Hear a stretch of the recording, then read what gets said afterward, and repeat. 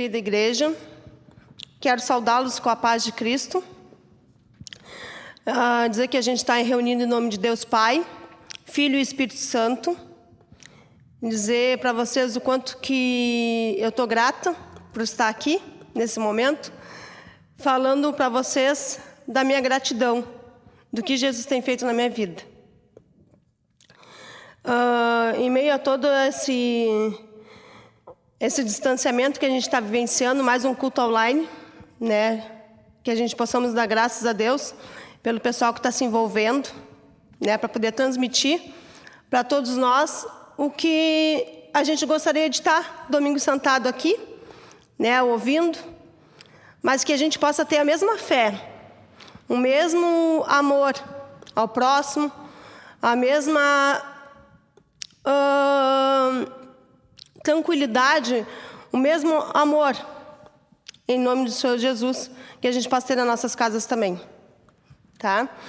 Eu gostaria de falar para vocês que em Provérbios 16, 1, eu tenho carregado bastante esse versículo comigo, que nos fala que o coração do homem não é a gente que tem os planos. A gente até pode ter os planos, mas quem nos dá a resposta é Jesus Cristo. Os nossos planos são muito pequenos perto do que Jesus tem preparado para nós.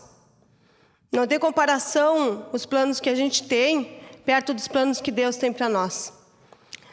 Dentro desse versículo, eu gostaria de iniciar dizendo para vocês que quem me conhece sabe que eu trabalho com evento, né? Trabalho com festa, é o que eu gosto de fazer, né? Toda a minha vida só trabalhei nesse ramo. Foi um dos ramos mais atingidos com a pandemia, né? Mas eu não quero me lamentar com isso. Eu quero dizer para vocês que a minha gratidão de saber que em meio a tudo isso que está acontecendo, eu estou trabalhando num outro setor, né? Não no mesmo ramo, mas eu estou trabalhando num outro setor. E dizer para vocês que essa semana eu tive a gratidão de poder dizimar novamente, né? A satisfação de dizer assim, essa parte pertence a quem me deu toda essa outra parte, né? A gratidão do meu coração de simplesmente dizer para Deus, né? Tirar aquela parte que não faz parte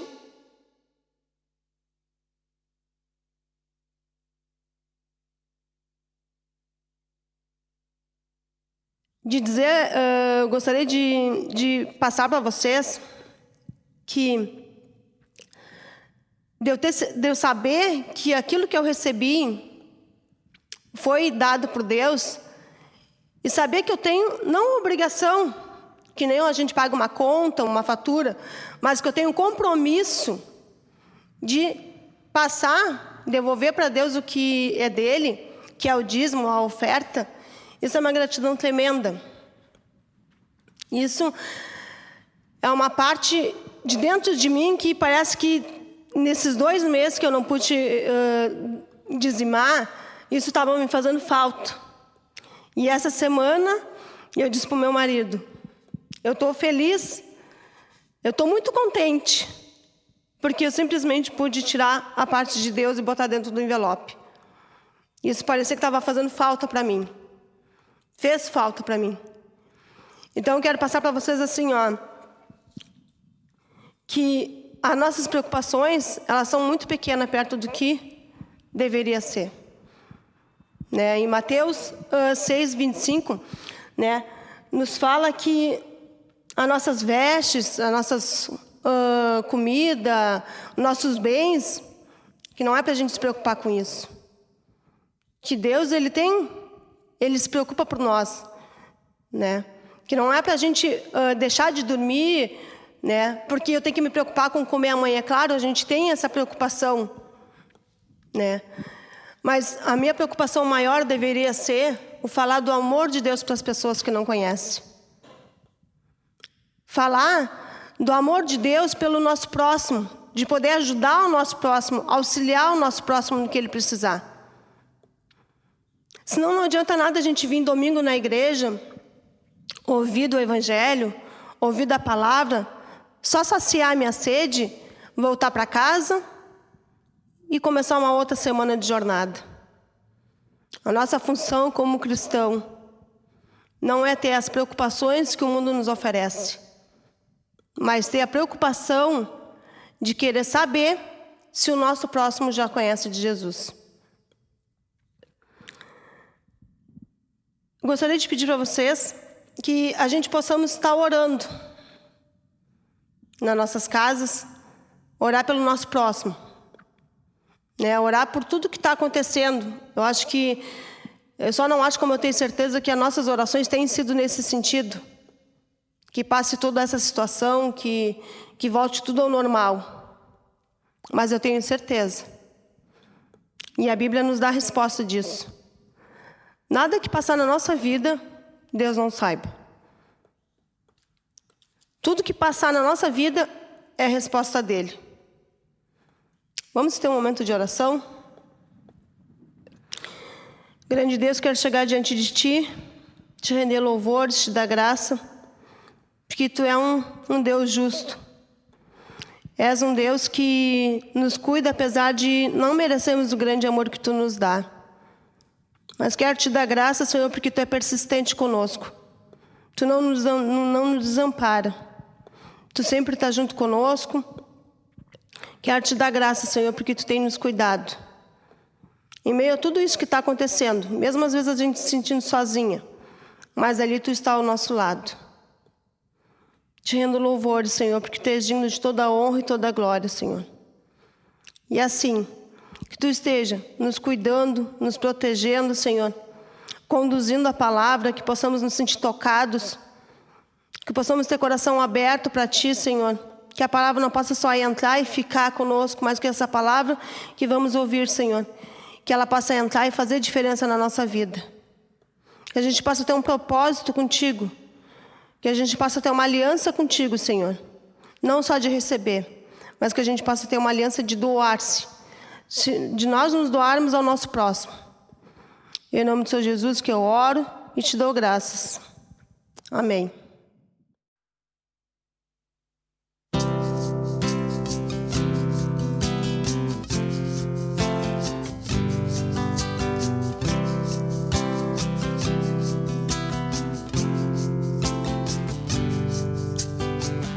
E sopra sobre nós Teu sopro, reunidos neste ajuntamento, honra e santifica este momento, com a Tua igreja que é Teu povo, faz Teu rio de paz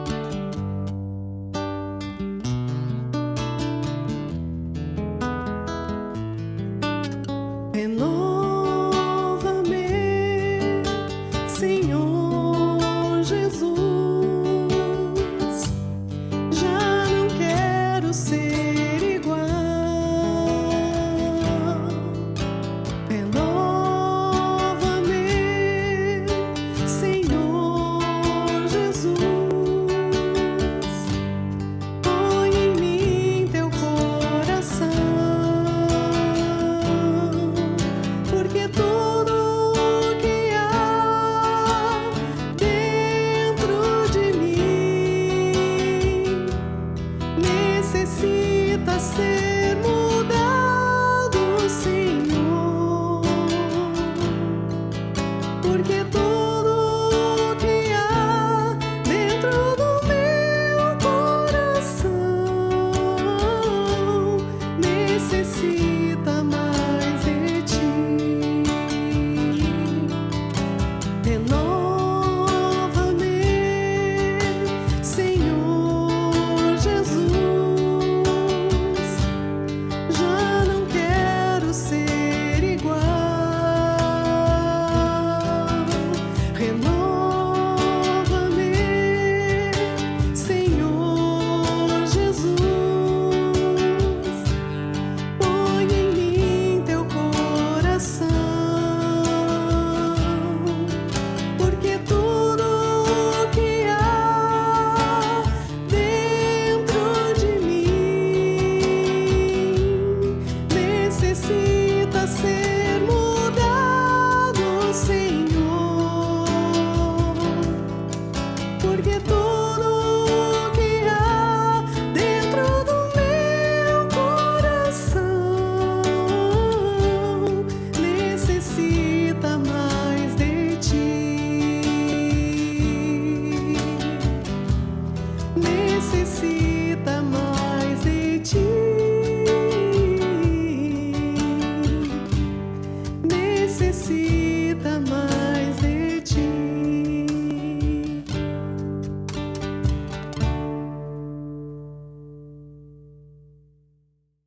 Que a graça e a paz esteja com todos vocês, com todos nós, hoje e sempre. A mãe agora vai ler o Salmo 100, versículo 5. Porque o Senhor é bom, a sua misericórdia dura para sempre, e de geração em geração a sua fidelidade. Então, quero apresentar a vocês a vovó Bibi, a Bisa Bibi, a Hilma Kossuth Tessmann. Ela era casada com o Rudy Tessmann. Ela tem 6 netos e 7 bisnetos. E por isso que ela leu o versículo 5 do Salmo 100. A misericórdia de Deus, ela é para sempre, e de geração em geração a sua fidelidade. Eu quero contar um pouco para vocês o que eu aprendi com meus pais. Com o meu pai, eu aprendi o amor pelo evangelismo e também o estudo na palavra. Ele era uma pessoa dedicada ao trabalho do Senhor e tanto na casa como na igreja ele servia a Deus com excelência. Com a mãe, eu aprendi a visitar. Quando nós éramos bem mais para trás, né, mãe? Eu tocava flauta e ela levava a palavra às pessoas que nós visitávamos. Então, bem jovem, eu aprendi a ir e ver como estavam as pessoas com mais idade. E hoje nós estamos vivendo de novo essa realidade. Também com ela eu aprendi a ser hospitaleira. A hospitalidade foi uma marca do meu lar, onde pai e mãe recebiam os pastores que vinham de longe e traziam a palavra de evangelismo à nossa comunidade. Também ela tinha tempo em excelência no estudo bíblico. Ela se preparava. Às vezes eu me incomodava. Tu já está de novo sentada lendo a palavra? E ela dizia, eu preciso me preparar. E agora eu faço o mesmo, né? Aprendi com ela a preparar sempre o estudo bíblico, passando pela minha vida e depois podendo passar adiante. Também cantava no coral. A música, ela dizia, trazia paz, traz comunhão, traz tempo de louvor e louvor liberta. E também eu agora canto no manancial e canto no coral. Ela também olhava o próximo com amor e tinha compaixão. Quantas e quantas vezes ela, muitas vezes, deixava de ter para ela, mas ela doava às suas comadres, E era importante ver esse amor que ela tinha pelas outras pessoas. Agora eu também faço o mesmo, né? Também ela olhava muitas vezes a outra pessoa e deixava de si. Era um grande amor ao próximo que ela tinha e tem. Ela edificava também as pessoas que vinham conversar com ela. Não saíam vazias, mas sempre tinham uma palavra de ânimo, conforto e também de edificação de vida. Ela orava e ora até o dia de hoje, e como é bom tomar café no almoço, na janta, estar com ela quando ela está na minha casa, e a gente pode ter esse tempo também de oração. A humildade representa muitas vezes atos da vida dela, e que eu possa aprender com isso. Ela também amava a igreja onde congregava, e ensinou isso a mim. Eu ensinei aos filhos e com a graça de Deus também posso levar os netos a congregar na igreja que serve ao Senhor. Ela também fazia parte da Oase, aonde a comunhão, o testemunho e serviço sempre fizeram parte da vida dela. E esse grande amor também foi transferido para mim. E a pérola dela e também a do meu pai era a família. Por isso, o versículo 5 do Salmo 100 passou a ser a promessa de Deus. Mãe, lê o versículo 5 de novo. Porque o Senhor é bom, a sua misericórdia dura para sempre, e de geração em geração a sua fidelidade.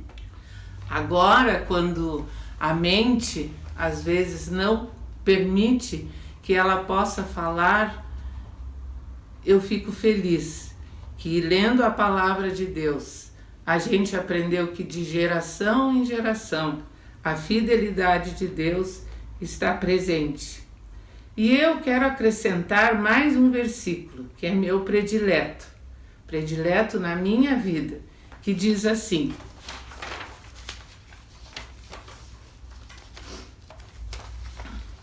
se encontra no livro de Isaías, e eu copiei para essa folha com a letra grande. As montanhas podem desaparecer, os montes podem se desfazer, mas o meu amor por você não acabará nunca, e o meu acordo de paz com você nunca será quebrado. É isso que diz o Deus eterno, que tem amor por você. Então, todas as coisas podem acontecer, mas o amor de Deus, esse permanece. Ele fica firme conosco e está sempre conosco. É uma declaração de amor do próprio Deus para conosco. Isaías 54, 10. Mãe, tu gostarias de dar uma palavra de bênção para a comunidade? Sim, gostaria. Então, o que tu queres desejar para a comunidade que tu sempre frequentaste e estiveste presente? Deus abençoa a comunidade e traz paz e alegria para todos. Então, vocês viram que agora a mente não funciona tão claramente, mas ela ensinou muitas e muitas coisas, e não só para mim, mas para toda a comunidade. E no roteiro da Oase eu já compartilhei com as mulheres. Eu quero dizer algo que nos faça refletir. Não sei ao certo como é o paraíso, mas sei que quando morrermos e chegar o tempo de Deus nos julgar, Ele não perguntará quantas coisas boas você fez na sua vida. Ele perguntará sobre quanto amor você colocou naquilo que fez. Olá, gente querida, é muito bom nós podermos ter mais esse tempo de comunhão com o Senhor. Se nós olharmos para a Sagrada Escritura, principalmente no livro de Atos, sem dúvida, o acontecimento mais importante do livro de Atos é a vinda do Espírito Santo no dia de Pentecostes. Mas, em segundo lugar, sem dúvida, é a transformação da vida do apóstolo Paulo. Lucas, que escreve o livro de Atos, ele dá tanto destaque a essa transformação da vida de Saulo para Paulo, onde ele registra 3 vezes, quando nós olhamos para Atos, o capítulo 9, Atos, o capítulo 22, e no 26, ele vai estar destacando essa transformação da vida de Paulo. Assim como também Lucas dá um destaque a partir do capítulo 13 até o capítulo de 28 do livro de Atos. Lucas vai estar descrevendo principalmente as atividades desenvolvidas pelo apóstolo Paulo. E quando nós ainda olhamos para todo o Novo Testamento, nós podemos ver que apóstolo Paulo é autor de 13 livros dos 27 livros do Novo Testamento. Essa é uma grande história. Não dá nem para imaginar como teria sido o cristianismo sem o apóstolo Paulo. A sua grande obra, o seu grande legado. Essa é uma história inspiradora, essa história onde o apóstolo Paulo experimenta o amor, experimenta a compaixão do Senhor. Quando nós olhamos para a história de Paulo, Paulo ele é criado num berço religioso, que pertencia a uma linha radical, teve a educação extraordinária para ser um grande líder do judaísmo. E Paulo, ou ainda Saulo, quando ele vê que o cristianismo está crescendo, principalmente a partir do derramamento do Espírito Santo, a igreja cresce, se desenvolve, e Paulo, nesse período, se torna um braço de ferro do Sinédrio, perseguindo os cristãos, perseguindo as igrejas cristãs. Paulo era visto como um monstro pelos cristãos. E hoje então, nós queremos estar olhando um pouco essa história desse homem. Atos, o capítulo 9, os versículos 1 a 22, eu não vou ler todo esse texto, vou estar destacando alguns versículos desse texto, mas esse é o texto principal. Atos, capítulo 9, os versículos 1 a 22, e vou também estar citando alguns versículos do capítulo 22 e 26, que fala dessa transformação desse homem. O primeiro ponto que eu quero estar destacando é o perseguidor de Cristo. Esse é o nosso primeiro ponto hoje. Paulo via Jesus como um impostor. Na mente dele era: como pode o Messias, o prometido, o Cristo, ou o Deus morrer numa cruz? Isso era inaceitável. Ele via Jesus, então, como um impostor. E assim ele se lança com toda a sua força, com todo o seu poder, para poder destruir todos os seguidores de Jesus. Atos 26, 9, ele mesmo diz no seu testemunho ou na sua defesa, dizendo: eu também estava convencido de que deveria fazer tudo possível para me opor ao nome de Jesus, o Nazareno. Quem sabe aqui nós podemos entender por que quando Paulo, ou Saulo, cai com o rosto no chão, ele se coloca diante do Senhor, querendo saber quem está o perseguindo. No versículo 9 do capítulo 4, Jesus diz: Saulo, Saulo, por que você me persegue? Por que você me persegue?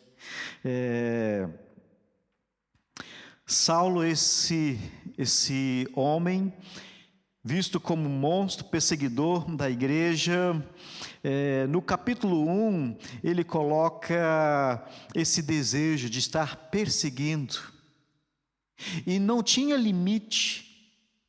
No capítulo 1 vai dizer que, enquanto isso, Saulo ainda respirava ameaça de morte contra os discípulos do Senhor. Dirigindo-se ao sumo sacerdote, ele pede uma carta, ele pede uma autorização para que, indo ao caminho de Damasco, pudesse prender, pudesse trazer, na verdade, de volta todos os cristãos que tinham fugido para Damasco. Assim, Paulo persegue os do Senhor, Paulo persegue os cristãos, a tal ponto que em 1 Timóteo capítulo 1, versículo 13, ele vai dizer assim: fui blasfemo, perseguidor, insolente, devastador de pessoas cristãs. Paulo era uma ameaça que todo mundo que ouvia falar do nome dele já assustava. Ananias, no capítulo 9, quando o Senhor Jesus vai falar para Ananias para ir orar com o Saulo, no versículo 13, Ananias vai dizer: tenho ouvido muitas coisas a respeito desse homem, e todo o mal que ele tem feito aos santos de Jerusalém. Era um monstro sem limites, não tinha limites. Ele mesmo reconhece isso no capítulo 26, versículos 10 e 11, onde nos diz: e foi exatamente isso que fiz em Jerusalém.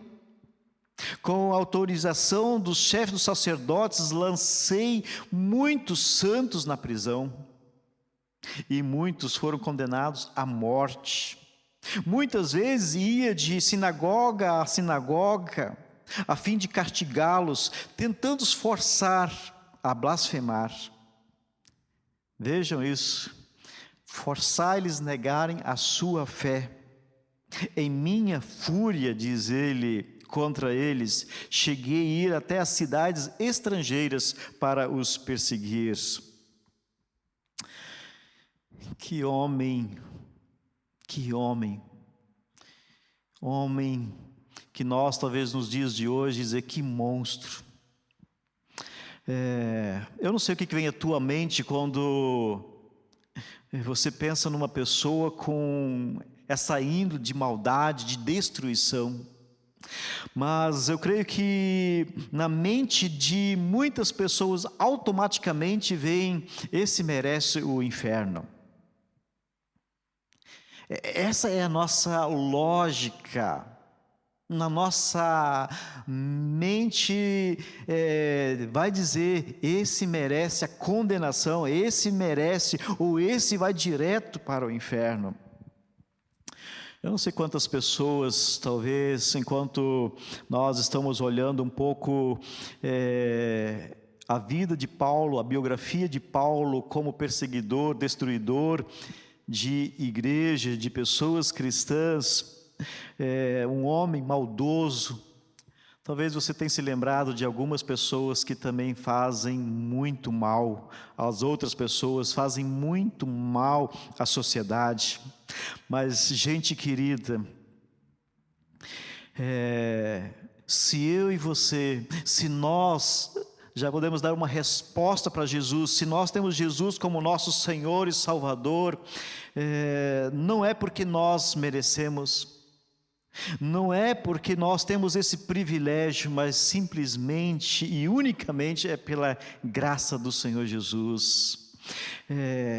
Paulo, esse monstro perseguidor, esse destruidor, esse também experimenta essa graça imerecida. Então, o nosso segundo ponto é: esse homem tem a sua vida transformada. No capítulo 9, versículo 3, vai nos dizer assim: de repente brilhou ao seu redor uma luz vinda do céu. de repente vem uma luz vinda do céu, e no versículo 4 vai dizer, ele cai por terra. Não foi Paulo que se converteu, mas o Senhor é que buscou Paulo, o Senhor foi até Paulo, é o Senhor que vem à humanidade, é o Senhor que vem até nós, por nós mesmos como seres humanos, somos Adão e Eva, nos escondemos. A nossa opção é viver longe, é sermos independentes. Mas o Senhor é que vem. Paulo buscava destruir os crentes, e nesse versículo nós podemos ver que Jesus estava em busca desse homem, porque esse homem foi criado para servir o Senhor. Creio que a transformação de Paulo não foi algo repentino, não foi num piscar de olhos. Assim como nos dias de hoje, nenhuma transformação ela é repentina. Eu nasci dentro de um lar luterano, participei de culto infantil, ensino confirmatório, grupo de jovens, tudo bíblicos. Quantas vezes ouvi a leitura da palavra, do plano de Deus para a sua criação. Mas o Senhor transformou a minha vida quando eu tinha 22 anos. Quantas vezes você já ouviu o Evangelho? E eu precisei de ouvir muitas vezes, muitas vezes. Paulo, quando nós olhamos, Paulo teve muitas oportunidades para ouvir o Evangelho, ouvir esse Jesus amoroso, esse Jesus que transforma, esse Jesus que dá sentido à vida. Porque cada cristão que ele perseguia, esses davam testemunho do amor do Senhor. Imagina quantas pessoas foram forçadas a negar a sua fé, mas não abriam mão, foram mortos. E um desses é Estevão, onde Paulo está junto, onde o primeiro diácono, servo do Senhor, um mártir, é morto. Então Paulo teve contato muitas vezes com o Evangelho, mas precisava dar uma resposta. Mas quando nós olhamos para esse capítulo 9, quando o Senhor Jesus vem até Paulo, tem esse encontro e o Senhor o lança no chão e ele cego. Imagina esse homem poderoso, está caído no chão, não sabe quem o derrubou e ele precisa perguntar: quem és tu, Senhor? E Jesus então responde: eu sou Jesus a quem você persegue. Eu creio que Deus tem um plano para cada um de nós. Enquanto nós não dermos uma resposta a esse plano de Deus, somos inimigos, estamos lutando contra o plano de Deus, contra a vontade de Deus. Paulo estava perseguindo pessoas, mas Jesus vai dizer: Paulo, você está perseguindo a mim. Olhe uma vez nesse sentido. Paulo estava perseguindo cristãos, mas Jesus diz: é a mim que você está perseguindo.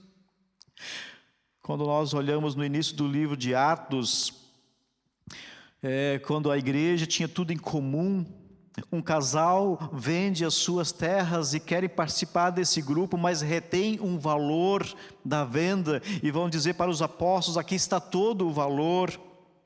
Eles mentem para os apóstolos e a palavra vai dizer que eles mentiram, foi para o Espírito Santo.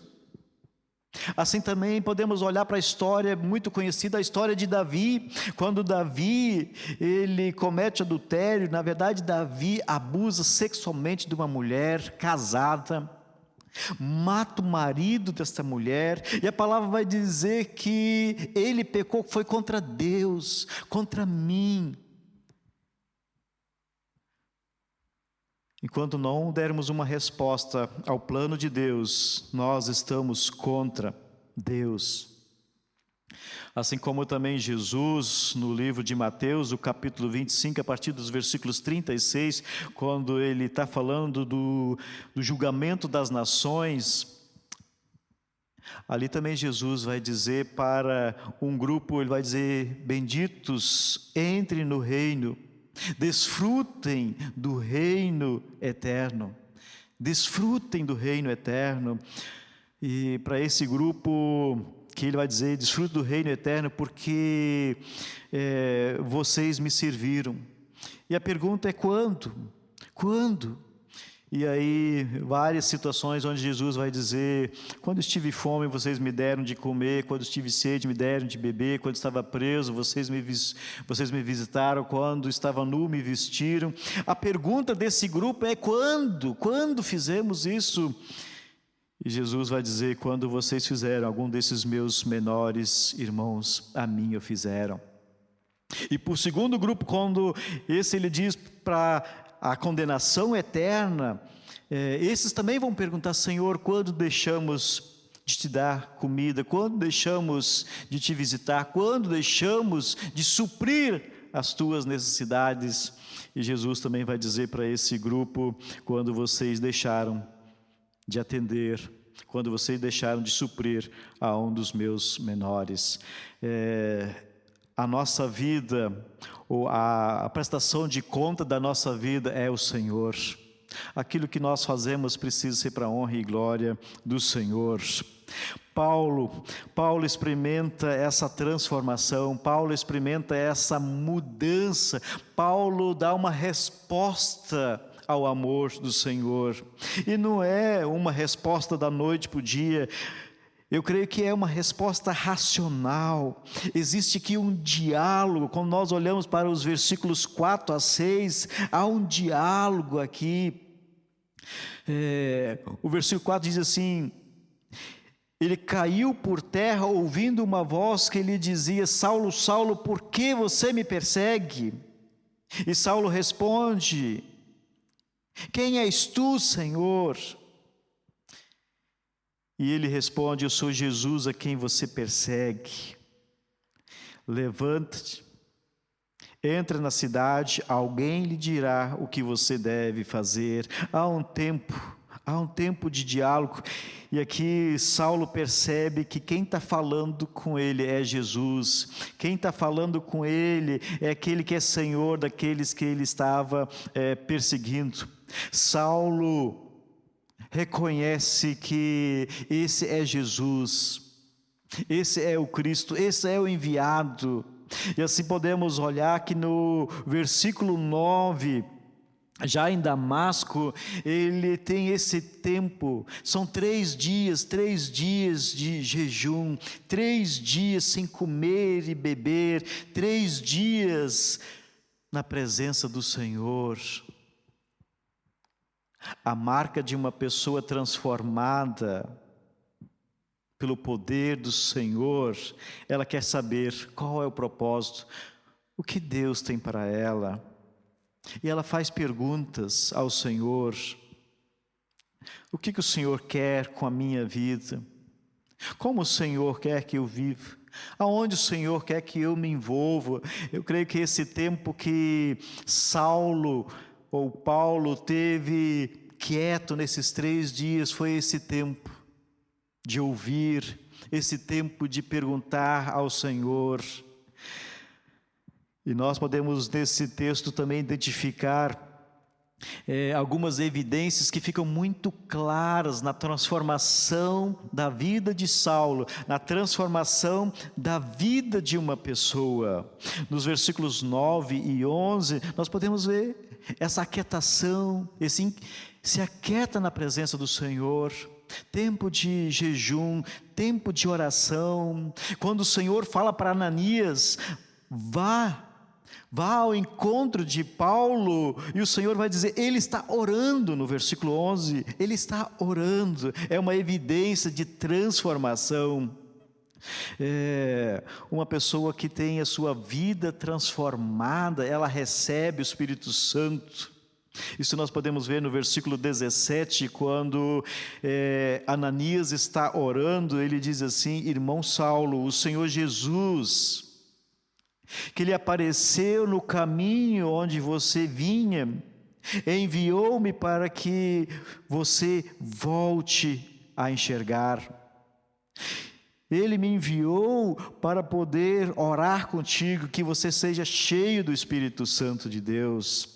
Ainda uma evidência que precisa ficar claro na vida da pessoa que experimenta o amor de Deus, é no versículo 18, onde Paulo é batizado.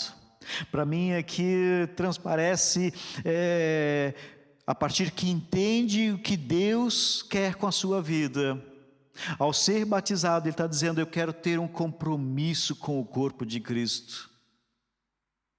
Eu quero ter um compromisso com a igreja. Que Deus possa estar nos abençoando de termos esta clareza. Deus quer pessoas compromissadas. Às vezes eu fico pensando, como algumas pessoas podem dizer que são cristãs, mas não têm uma vida de oração, não têm uma vida de leitura da palavra, não tem um compromisso com a igreja local. Precisamos, quem sabe, pensar: eu tenho orado, eu tenho tido um tempo com o Senhor, eu tenho tido um tempo de leitura da palavra. Qual o meu compromisso com o corpo de Cristo? Qual o meu compromisso com o reino de Deus? E assim eu entro no nosso último ponto. Esse homem perseguidor de igreja, que é transformado, esse se torna o grande missionário. Talvez se o Juliano estivesse aqui, ele dizer, se tornou um grande pastor, e eu como missionário vou dizer que ele é um grande missionário, é o missionário. Esse homem fez coisas tremendas e deixa um legado tremendo. E nesse sentido nós podemos aprender. Paulo evangelizou, Paulo plantou, Paulo capacitou muita liderança.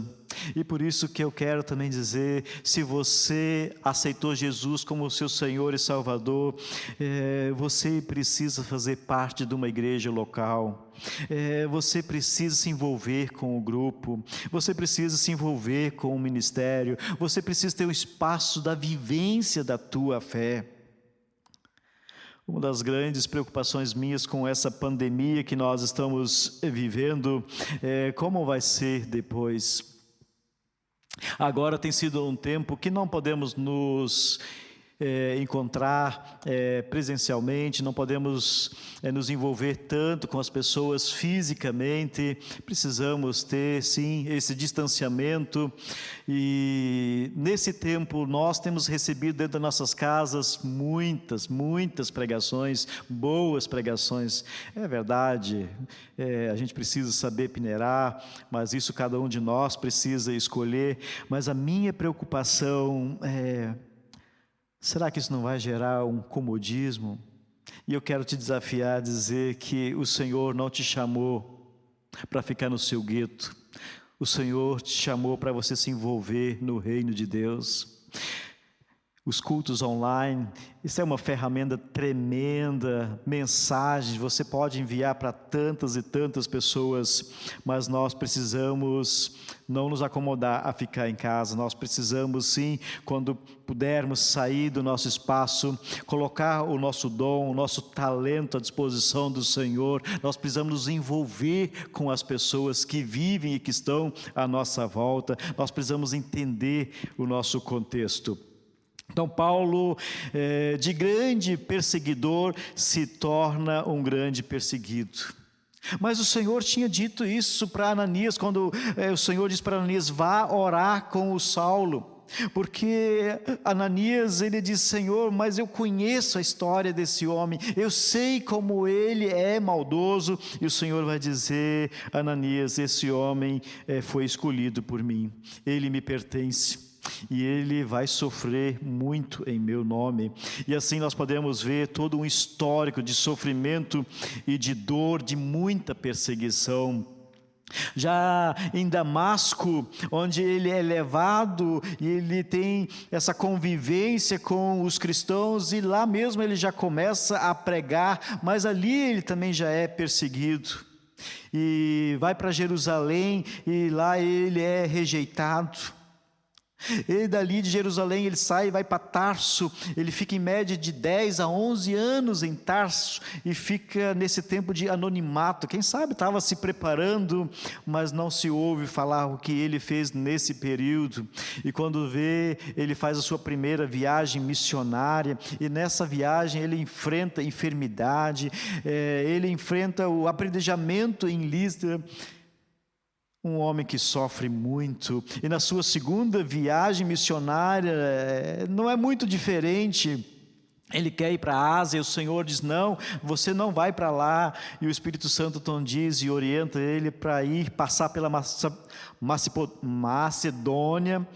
E ali entra numa cidade de Filipos, que é uma colônia romana, e nesse lugar ele é preso, é açoitado, ali ele sofre um monte, e dali ele já vai saindo para a cidade de Tessalônica, onde não é diferente, ele é tratado como um bandido. A palavra que o Senhor diz para Ananias, no versículo 16, vai se cumprindo. Paulo precisou de muitas vezes fugir de muitas cidades, ir para outros lugares e sempre de novo.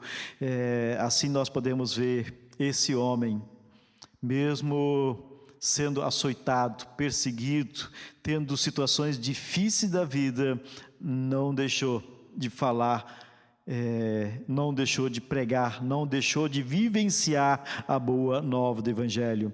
Muitas vezes nós falamos muito sobre esse versículo de Filipenses, o capítulo 4, versículo 13, tudo posso naquele que me fortalece, mas eu creio que nem sempre nós temos a noção do sentido desse versículo para a história de Paulo. Quando ele está dizendo tudo posso, ele está dizendo para mim, indiferente se eu estou tendo que comer, se eu estou tendo que vestir, se eu estou tendo um lugar para dormir, eu sei que eu posso confiar no Senhor. Eu creio que isso somente o Evangelho pode fazer na vida de uma pessoa. Somente o Evangelho pode transformar a vida de uma pessoa, e isso nós podemos ver no apóstolo Paulo. Alguém que persegue a igreja, experimenta a transformação e se coloca à disposição a servir o Senhor.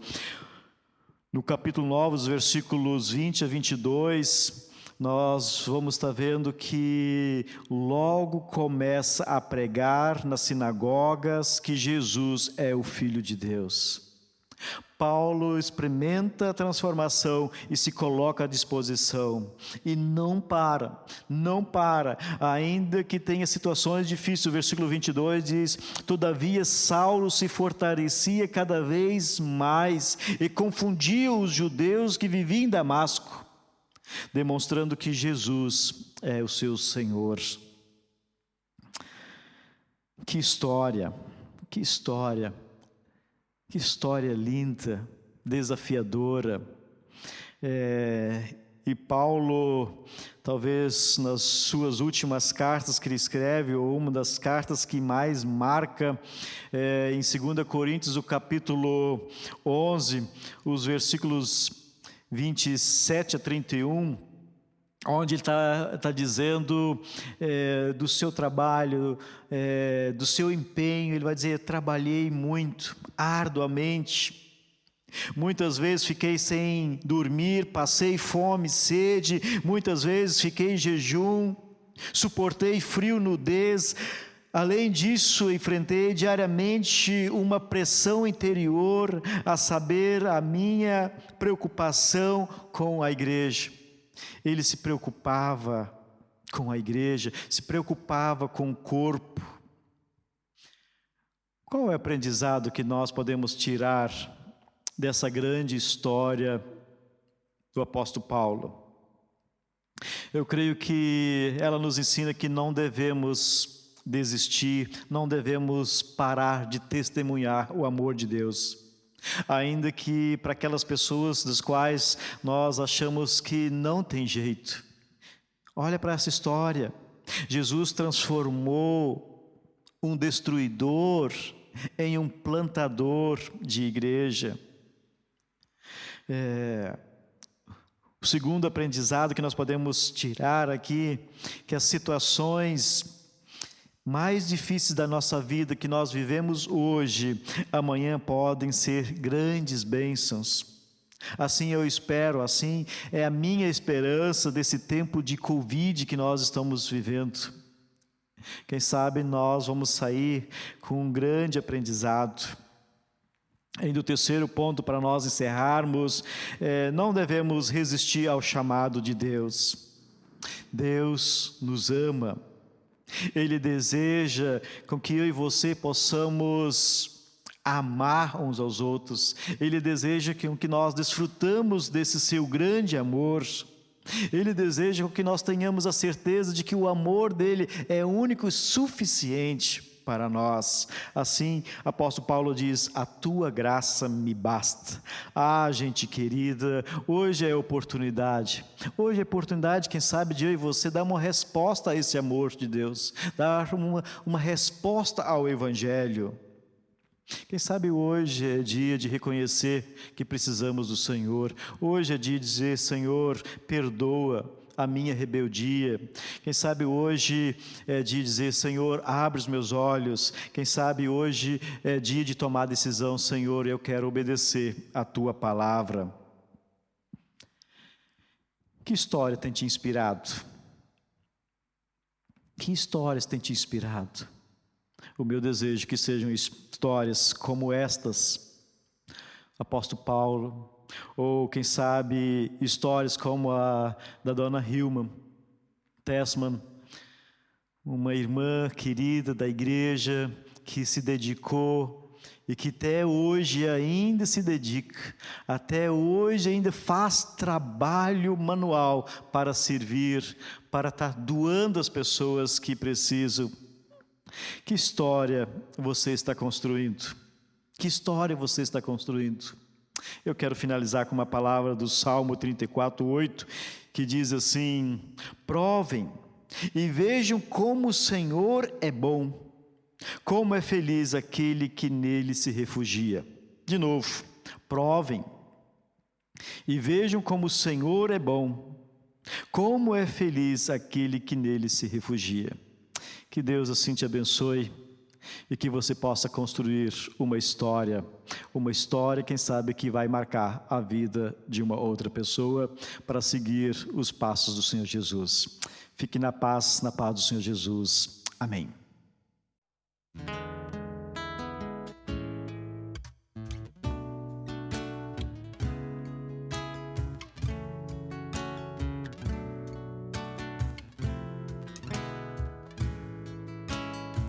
Senhor meu Deus, quando eu maravilhado contemplo a tua imensa criação, a terra e o mar e o céu todo estrelado, me vem falar da tua perfeição. Então me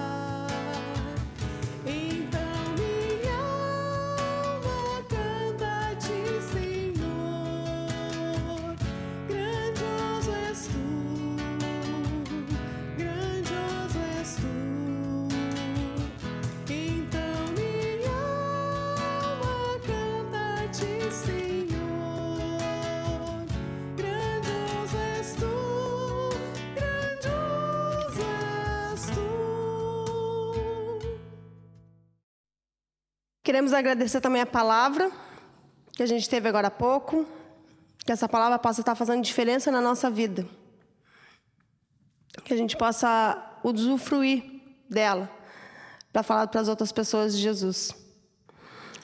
Gostaria de dar os avisos, falar sobre o nosso culto infantil, né? Agradecer aos pais envolvidos, os pais que não estão se envolvendo, que possam se envolver para auxiliar as crianças no link do culto infantil. É importante que eles tenham esse contato, né? Esse contato com a palavra, esse contato com as outras crianças que estão falando de Jesus. Queremos agradecer também a ABEM, os que estão contribuindo, e pedimos os que continuem contribuindo financeiramente, com os alimentos. Toda ajuda ela é necessária. Quem ainda não ajuda bem, pedimos que, se gostaria de ajudar, que possa entrar em contato com a São João. Será bem-vindo toda ajuda. Gostaria também que possamos estar orando também pelas pessoas enfermas, as pessoas enlutadas, que possamos também estar orando pela família do pastor Juliano, né, da dona Vilma Miller, que possamos estar orando. Santo Deus, quero chegar diante de Ti e Te dar graças porque Tu tem nos cuidado, Tu tem suprido todas as nossas necessidades, em meio a tudo isso que está acontecendo. Quero Te render louvores, quero Te dizer, Senhor, que não somos nada sem Ti. E Te pedir, Senhor, esteja conduzindo toda a direção do nosso país, os nossos governantes, esteja dirigindo a nossa presidenta, a nossa prefeita, esteja conduzindo, Senhor, para que possa ser feita coisas que só agradam a Ti, Senhor. Quero Te pedir também, Senhor, por tudo isso que está acontecendo, por estarmos na bandeira vermelha, Senhor, que Tu esteja conduzindo as pessoas que não podem estar com o comércio aberto, as pessoas que estão com seus serviços fechados, suas empresas fechadas, que Tu esteja conduzindo, Senhor, suprindo todas as necessidades. E Te peço também, Senhor, a todas as pessoas que estão à frente de tudo isso, as pessoas ligadas à saúde e até ao comércio, Senhor, relacionado ao supermercado, essas pessoas que estão atendendo ainda, Senhor, que estão suprindo nossas necessidades físicas. Que Tu esteja cuidando, Senhor, protegendo. Te oro, Senhor, te entrego nas Tuas mãos, Senhor, tudo isso, para que seja feito somente a Tua honra, Senhor, tudo para a Tua honra. Em nome do Senhor Jesus que eu oro e Te dou graça, Senhor. Amém. Gostaria de desejar a todos vocês uma ótima semana, que a paz de Cristo esteja com vocês, e agradecer a oportunidade de estar falando de Jesus também para vocês.